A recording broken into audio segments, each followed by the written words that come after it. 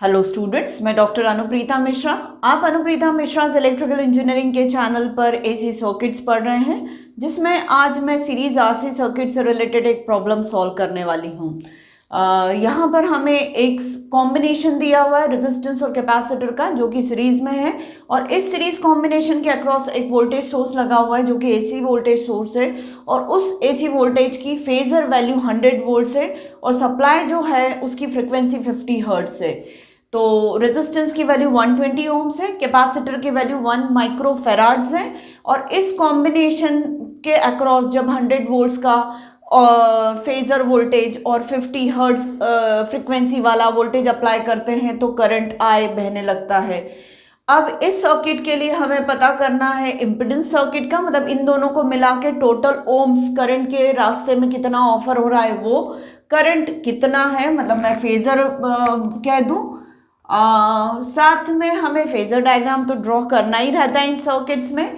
Power factor हमें पता करना है, नेचर ऑफ पावर फैक्टर पता करना है, एपरेंट पावर एस पता करनी जो कि वोल्ट एम्पियर में होती है, एक्टिव पावर या power absorb by the circuit या power utilise in the circuit वो होती पी जो कि वॉट्स में होती, वो पता करना है।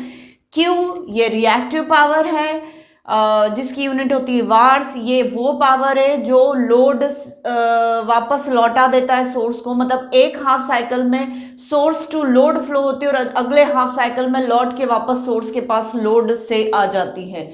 फिर हमें इसके रेजिस्टेंस के अक्रॉस का वोल्टेज पता करना है, तो उसे मैं वी आर बोल रही हूँ, वी आर फेजर, और सी के अक्रॉस का वोल्टेज हमें वी सी पता करना है। ये सारी क्वांटिटीज हमें पता करनी। जैसा कि प्रीवियस वीडियो में भी कहा है, ऐसे क्वेश्चंस में सबसे पहले हमें एक अंदाज वाला फेजर डायग्राम बना लेना चाहिए।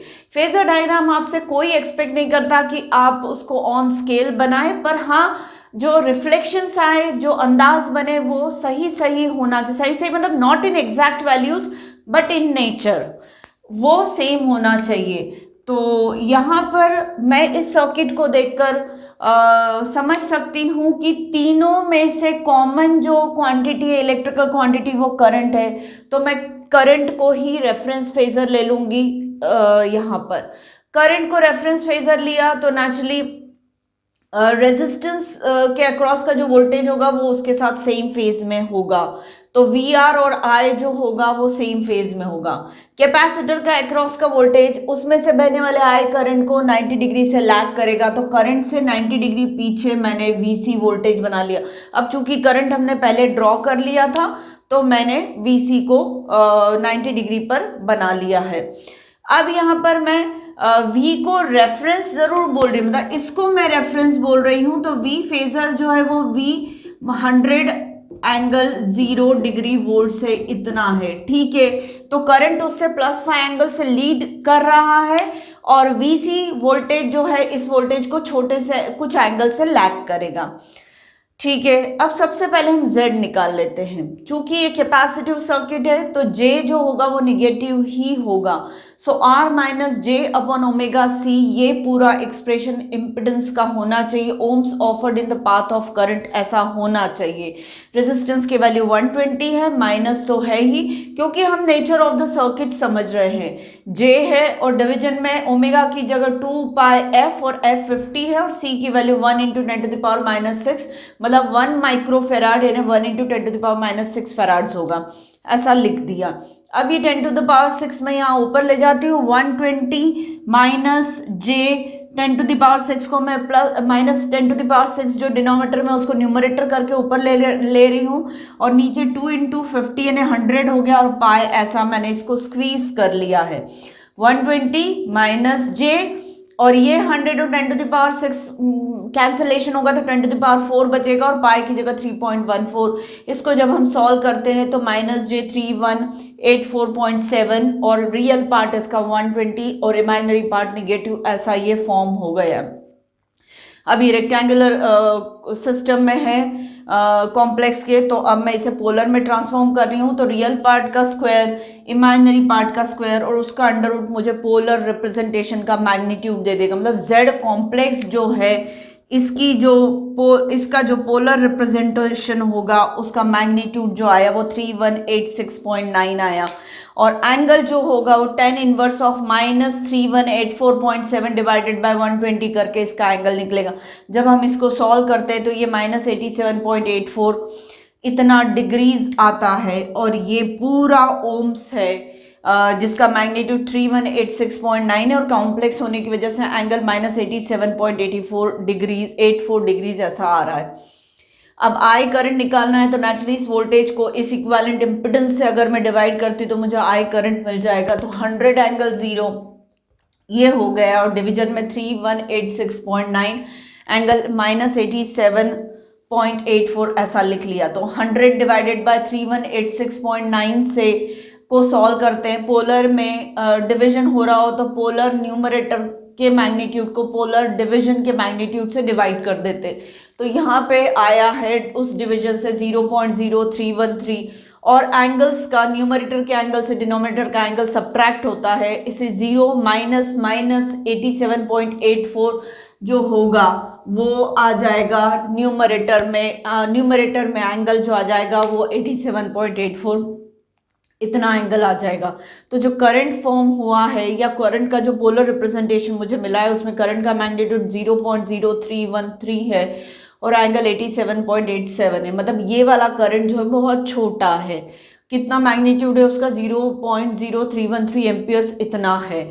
और रेफरेंस के साथ वो कितने एंगल से लीड कर रहा है? 87.84। मतलब ये वाला जो फाई है ये 87.84 डिग्रीज है। आई और वी के बीच का जो एंगल है वो इतना है, क्योंकि वी हमारा रेफरेंस है, तो रेफरेंस से ये प्लस 87.84 डिग्रीज आगे है करंट। ठीक है। पावर फैक्टर जो होगा वो कॉस ऑफ दिस एंगल 87.84, तो वो 0.0376। और पावर फैक्टर हमेशा यूनिट लेस होता है, पावर फैक्टर की कोई यूनिट नहीं होती है बेटा। नेचर कैसा है पावर फैक्टर का? करंट लीड कर रहा है, तो नेचर हो गया leading. Nature of the power factor is leading because current I is leading V. Supply से निकलने वाला करंट सप्लाई वोल्टेज को 87.84 डिग्री से लीड कर रहा है, इसलिए इस सर्किट का नेचर हो गया या पावर फैक्टर का नेचर हो गया लीडिंग वाला। अब हमें एस पता करना है अपरेंट पावर, तो वी आई कॉन्जुगेट होता है। वी मतलब 100 एंगल 0 और आई जो होगा वो 0.313 इतना होगा, और यहाँ पर ये माइनस साइन आएगा क्योंकि कॉन्जुगेट के बाद ये माइनस हो जाएगा। तो आई कॉन्जुगेट मतलब इसका कॉन्जुगेट, इस ब्रैकेट का मैं कॉन्जुगेट लगा देती हूँ जो मेरे से मिस हो गया है, ये कॉन्जुगेट लगा दिया। तो अब जब हम इसको सॉल्व करेंगे तो ये -87.84 हो जाएगा, और 100 इंटू 0.0313 का मल्टीप्लिकेशन हुआ तो 3.13 आया, और 0 -87.84 क्योंकि कॉन्जुगेट के बाद जैसे ये कॉन्जुगेट हम हटाएंगे वैसे ही साइन यहाँ पर माइनस हो जाएगा। तो मल्टीप्लिकेशन में पोलर मैग्नीट्यूड्स का मल्टीप्लिकेशन हुआ और एंगल्स का एडिशन हुआ, मतलब यहाँ पर एंगल -87.84 हो जाएगा। अब P की वैल्यू निकाले, एक्टिव पावर तो वी आई कॉस फाई होता है, तो वो हमने ये निकाल लिया। और Q की वैल्यू निकालते तो वी आई साइन फाई होता है, तो फाई हमारा 87.84 है, तो इसमें कॉस 87.84 का और इसमें साइन 87.84 का किया, तो वॉट्स आया 0.115 वॉट्स और वार्स आया 3.127। एक्चुअली अगर मैं पूरे S को कॉन्स्टिट्यूट करने जाऊँ यहाँ पर तो वो बनेगा 0.115 रियल पार्ट हो जाएगा और इमेजिनरी पार्ट निगेटिव होगा -j3.127। ये पूरा S आपका कॉम्प्लेक्स एक्सप्रेशन होगा रेक्टेंगुलर में। माइनस क्यों? क्योंकि Q जो है वो अलोंग -j एक्सिस ही आएगी। क्यों? क्योंकि करंट जो है वो लीडिंग है और हम ये पढ़ चुके हैं पूरा। तो आप मेरे प्रीवियस वीडियोस को रेफर करिएगा, वहाँ पे आपको इसके लॉजिक्स सारे मिल जाएंगे। एसी सर्किट्स में सीरीज आरसी, सीरीज आरएल, फिर मैंने कुछ कंपैरिजन में टेबुलर फॉर्म में कंपैरिजन दिया है, वो सारी चीज़ें आप पढ़ेंगे। या मेरा वो वीडियो जिसमें मैंने S = VI कॉन्जुगेट ही क्यों होता है उस पर मैंने रीजनिंग आंसर दिया है, तो वो भी आप देख सकते हैं, वहाँ पर भी आपको लॉजिक मिल जाएगा कि माइनस क्यों आया है। अब VR जो होगा वो I, इसके अक्रॉस डेवलप होने वाला वोल्टेज VR जो होगा वो R × I फेजर होगा, तो वही हमने लिखा है I phasor × R। I phasor का पूरा पोलर एक्सप्रेशन लिखा और R 120 ओम से तो वैसा लिख लिया। तो ये पोलर मैग्नीट्यूड को 120 से मल्टीप्लाई किया तो 3.7668 होगा और एंगल जो होगा वो as it is angle 87.84 volts हो जाएगा। अब VC फेजर अगर आपको निकालना है, मतलब कैपेसिटर के अक्रॉस का फेजर वोल्टेज, तो वो हो जाएगा I phasor into minus JXC, क्योंकि कैपेसिटर के अक्रॉस की वजह से ओम्स जो होता है वो XC होता है और फेजर है तो मैं इसे J के साथ लूंगी और कैपेसिटर के साथ में कैपेसिटिव ओम्स के साथ जो J होता है वो हमेशा निगेटिव होता है, तो वो भी मैंने यहाँ पे प्लेस कर दिया है। I फेजर हमने रखा as it is, minus J की वजह से हम एंगल माइनस 90 डिग्री और XC को 3184.7 कहाँ से दिख रहा है, ये रहा। XC हमारा कितना आया था, 3184.7 आया था, तो वो हमने यहाँ पर रख दिया है। और माइनस J को मैं एंगल माइनस 90 डिग्री, तो ये रेक्टेंगुलर था, इसका पोलर रिप्रेजेंटेशन ये लिख दिया, ये रेक्टेंगुलर था ब्रैकेट के अंदर, तो इसको हमने पोलर में ट्रांसफॉर्म कर रहे हैं, तो XC इसका मैग्नीट्यूड हो गया और माइनस J की वजह से माइनस 90 डिग्री आया। इन दोनों के मल्टीप्लिकेशन से 99.6 आया और इन दोनों के एडिशन से माइनस 2.16 आया। मतलब ये वाला जो एंगल है, ये वाला एंगल 2.16 से माइनस, मतलब क्लॉकवाइज डायरेक्शन में है इसलिए माइनस है, रेफरेंस से क्लॉकवाइज डायरेक्शन में। अब इस पूरे फिगर को अगर मैं रोटेट कर दूं और V को हॉरिजॉन्टल पे ले आऊं, तो मैं कितने एंगल से रोटेट कर दूं इस फिगर को, मैं 87.84 डिग्री से अगर रोटेट कर देती हूं तो मुझे करंट यहाँ मिलेगा और ये VC वोल्टेज कहाँ पर मिलेगा, V के साथ 2.16 एंगल पर कोई फर्क नहीं पड़ता, फेजर्स तो पूरे टाइम रोटेट होते रहते हैं। तो अभी मैं इस लोकेशन पर ले रही हूँ, आप चाहो तो इसको पूरे को रोटेट करके भी शो कर सकते हो, कोई मिस्टेक नहीं होगी।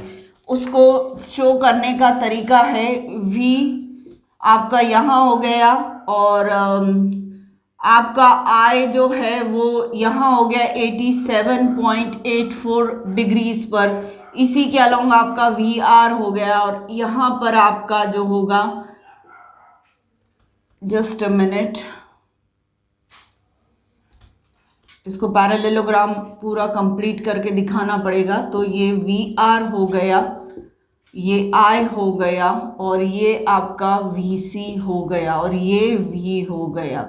ये वाला एंगल हो जाएगा 2.16 डिग्रीज और ये वाला एंगल जो हो जाएगा वो 87.84 है। पर बात ये कि इन दोनों का सम 90 डिग्री ही होना चाहिए, क्योंकि VR और VC के बीच में कितना फेज डिफरेंस होना चाहिए, 90 डिग्री का होना चाहिए। या करंट और VC के बीच का फेज डिफरेंस कितना होना चाहिए, 90 डिग्री का, क्योंकि कैपेसिटर से बहने वाला करंट कैपेसिटर के वोल्टेज को हमेशा 90 डिग्री से लीड करता है। तो नेचुरली इन दोनों का सम मुझे 90 डिग्री मिल रहा है, मतलब सब करेक्ट कैलकुलेशन है। तो इस तरीके से पूरा हम इवैल्यूएशन करते हैं हर फेज़र क्वांटिटी की, ऐसा फेज़र डायग्राम हम ड्रॉ करते हैं। तो अगर इस तरीके से आप एग्जाम्स में सम सॉल्व करेंगे तो बिल्कुल भी प्रॉब्लम नहीं होगी, आपको मार्क्स पूरे मिलेंगे। बस स्टेप बाय स्टेप आप लॉजिकली कंसेप्चुअली सही चलते जाइए। और ये क्वेश्चंस टफ नहीं होते हैं बेटा, बहुत इजी होते हैं first year point of view से।